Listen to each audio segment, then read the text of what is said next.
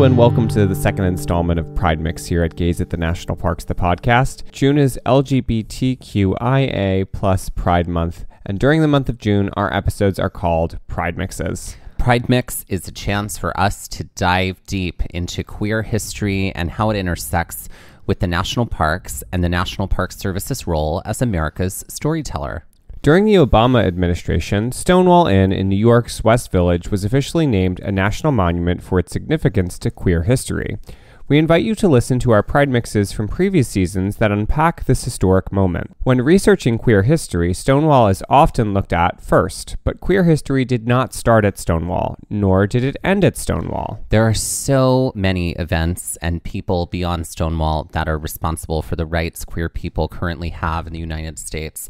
And queer history is still being made every day because there is still a long way to go. As of April 15th, 2021, a record 117 anti-trans bills have been introduced into legislature just in the 2021 calendar year. 3.5 months, 117 anti-trans bills. So we repeat, we still have a very long way to go. The injustices the queer community currently face are not new. Queer history has been the story of resilience in the face of injustice. One example of this is the policing of queer people who gathered together. If queer people were seen gathering together in public, they could be arrested. This included bars, which were often raided. This is still practiced in some countries today, and was for a long time practiced here in the United States. So even in cities where there were higher numbers of queer people, it was not safe to even establish queer spaces. This led to many people having gatherings in their homes, and also led to the creation of the private social club. Many of these private social clubs later evolved into queer activist organizations. These social clubs were also used for other practical purposes beyond creating a safe space.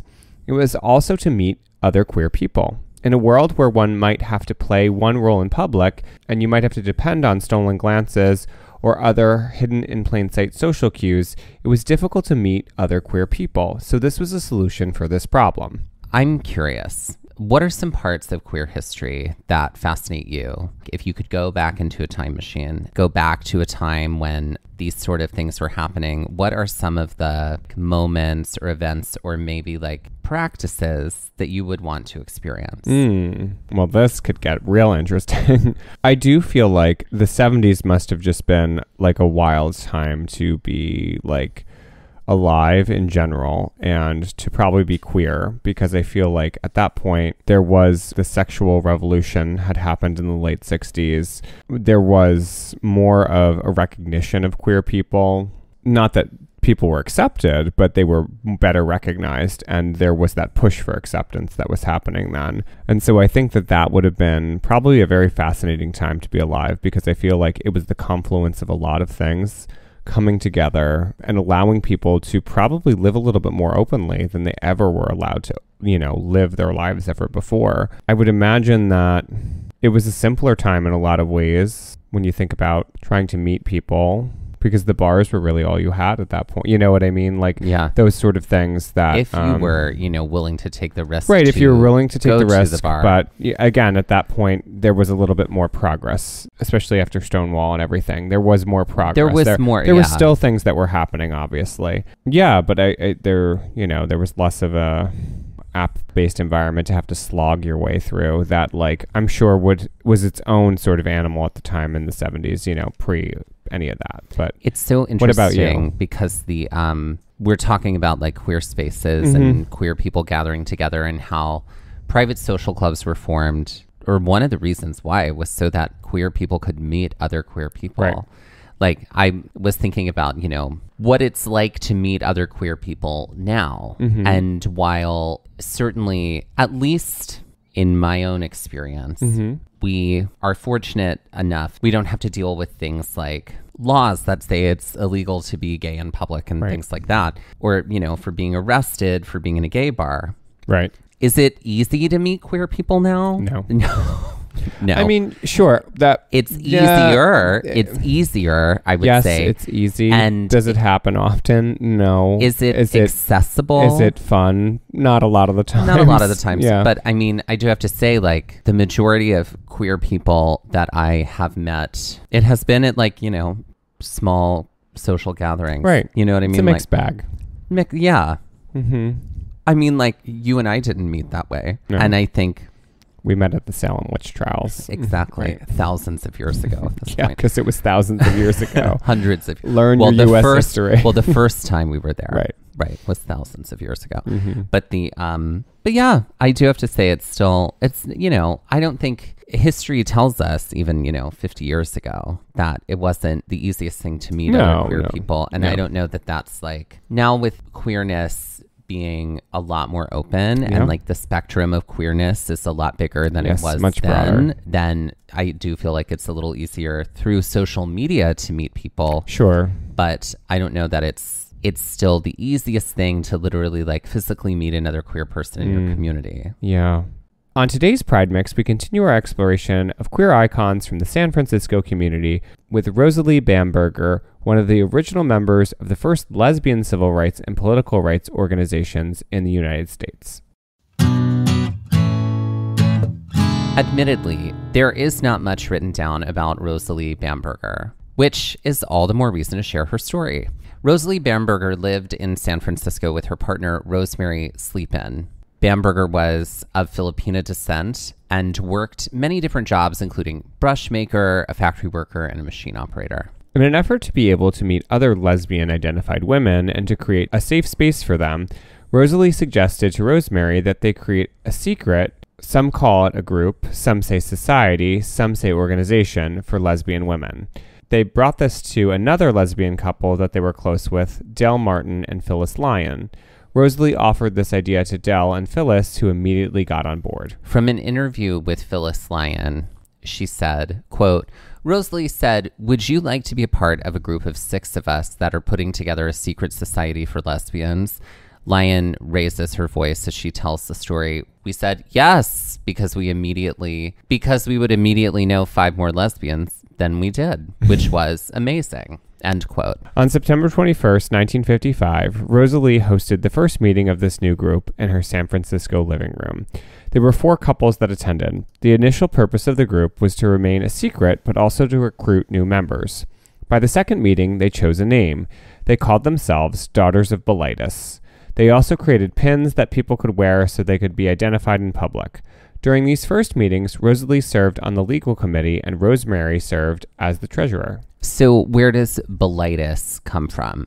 Okay, so Bilitis is a reference to the songs of Bilitis. Okay, are you ready for a deep dive into lesbian poetry? It's every waking moment of my life. Yes. Okay, so The Songs of Bilitis is a book of French, erotic, mostly lesbian-themed poetry by poet Pierre Louis, and it was published in Paris in 1894. The poems in this collection are written by a fictional author named Bilitis, who lived on the Isle of Lesbos at the time of actual Greek female poet Sappho. Very much a deep cut reference, but they did this so that if anyone heard the name, they could just say that it was the name of a poetry club. Also, they used daughters in the name as a reference to other groups like the Daughters of the American Revolution. Right. So certainly it was a bit subversive, but also deeply referential. Yeah. Dar and Dab. No, it wouldn't be Dab. Daub. Right. Once the Daughters of Bilitis was established, it was time to begin expanding the group. They were not able to publish an advertisement in any newspaper, so they created a newsletter that they printed and distributed to as many queer women as they could.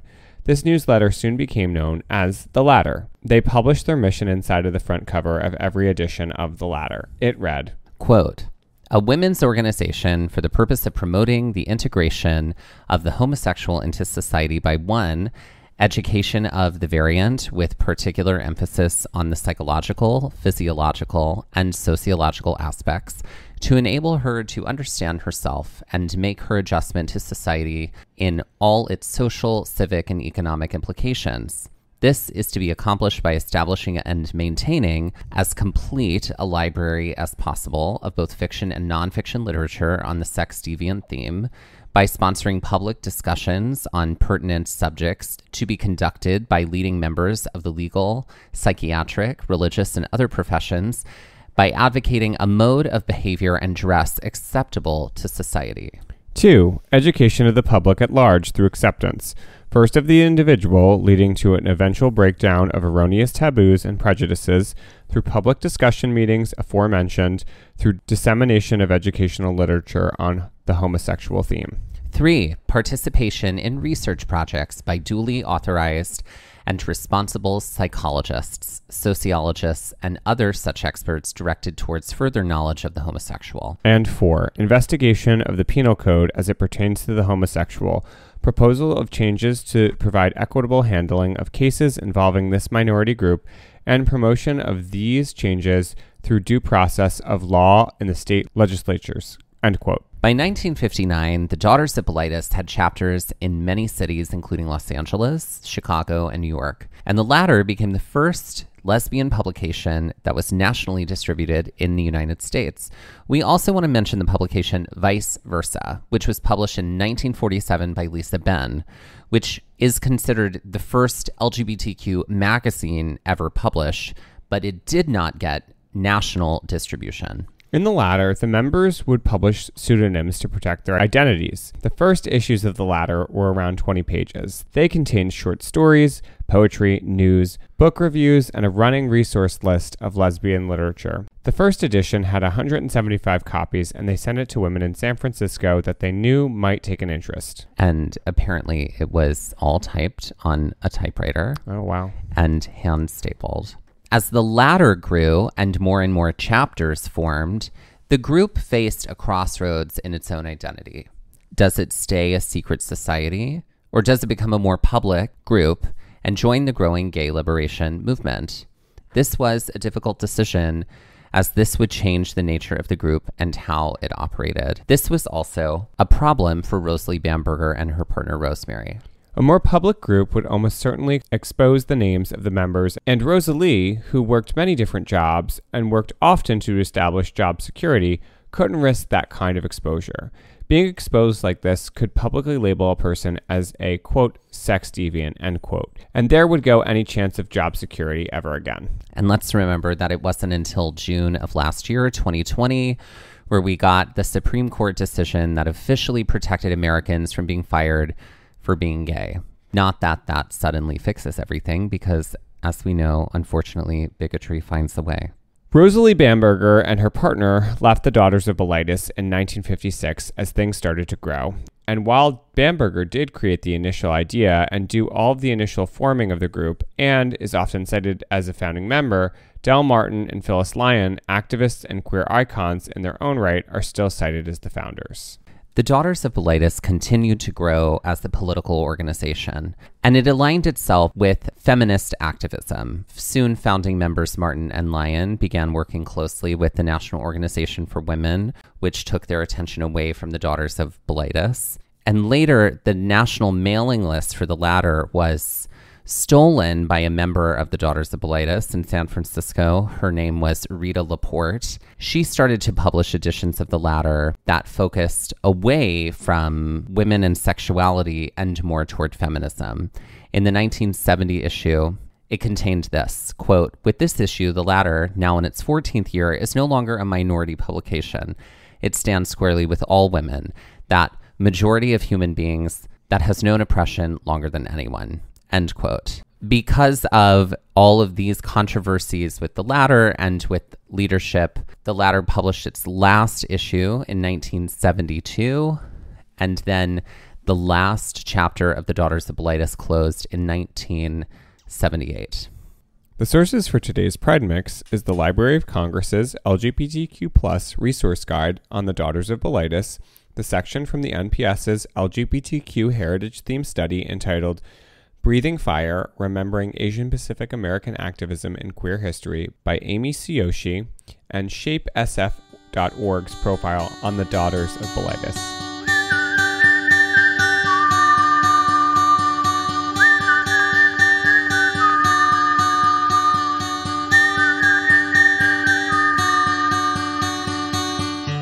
This has been Pride Mix by Gays at the National Parks, the podcast, and we're here to remind you to pride early and pride often, and that your pride means nothing unless it's intersectional. Gaze at the National Parks was created and is hosted by us, Dustin Ballard. and Michael Ryan. To see images of this episode, follow our Instagram at Gaze at the National Parks. To contact us, email us at gazeatthenationalparks@gmail.com. And to find out more about the parks visited on this show, visit our website, gazeatthenationalparks.com. That's Gaze, G-A-Z-E. All original artwork featured on Instagram and on our website is by me, Michael Ryan. All original music was written by Dave Seaman and performed by Dave Seaman, Mariella Klinger, and Sean Sklios. Our music producer is Skyler Fortgang. This episode was edited by me, Dustin Ballard. We would also like to acknowledge, while recording this episode, that we were on the traditional and stolen lands of the Lenape people, also known as Middlesex County, New Jersey.